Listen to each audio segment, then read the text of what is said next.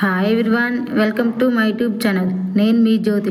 ఈరోజు కొన్ని కిచెన్లో ఉపయోగపడే కొన్ని ట్రిప్స్ చెప్తానండి. ఎందుకంటే ఇవి చాలామంది సిటీలో బయట కొనుక్కుంటారండి పోపు దినుసులు. అదే పోపు దినుసులు మనం ఇంట్లోనే తయారు చేసుకుంటే మనీ సేవ్ అవుతాయి. మంచిగా స్వచ్ఛంగా మన ఇంట్లోనే తయారు చేసుకున్నట్టు చాలా బాగుంటాయండి. అదే బయట అయితే చాలా కల్తీలు కలుపుతారండి. అదే మార్కెట్లో అయితే 10 రూపీస్కి చిన్న చిన్న ప్యాకెట్ ఇస్తారండి. అవేదో మనం ఇంట్లోనే తయారు చేసుకుంటే చాలా మనీ సేవ్ అవుతాయి. ఇంట్లోనే స్వచ్ఛంగా చేసుకోవచ్చండి. చాలా సింపుల్ ప్రాసెస్ అండి. చూసేయండి, అది చూడండి, డబ్బా నిండా అయితే మనకు 1 మంత్ అలా వస్తాయండి.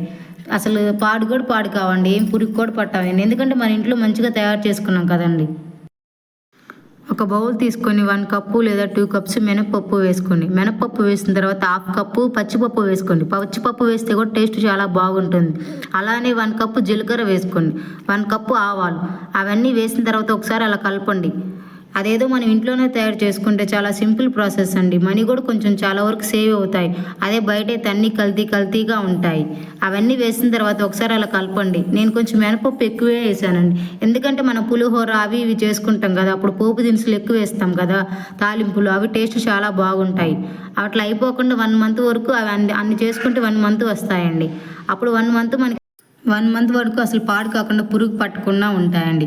అవన్నీ తీసుకుని ఒక చిన్న డబ్బా తీసుకుని శుభ్రంగా వాటర్లో కడిగి క్లాత్తో తుడుచుకొని ఆరబెట్టుకొని ఫ్యాన్ కింద. అప్పుడు మనకి తడి ఉండదు కాబట్టి పురుగు కూడా త్వరగా పట్టదు. మంచిగా ఫ్రెష్గా ఉంటాయండి పోపు దినుసులు ఇలా ఇంట్లోనే చేసుకుంటే చాలా మనీ సేవ్ అవుతాయి, స్వచ్ఛంగా ఉంటాయండి.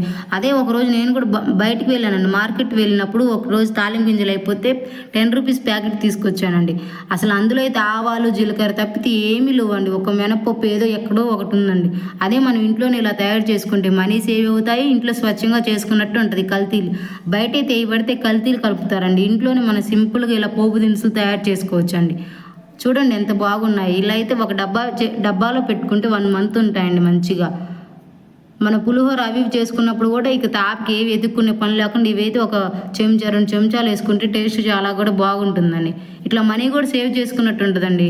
అప్పుడప్పుడు అట్లా బయట కొనుక్కోకుండా ఇంట్లోనే చేసుకుంటే మనీ సేవ్ అవుతాయి. మనకి ఇంట్లో స్వచ్ఛంగా చేసుకోవచ్చండి.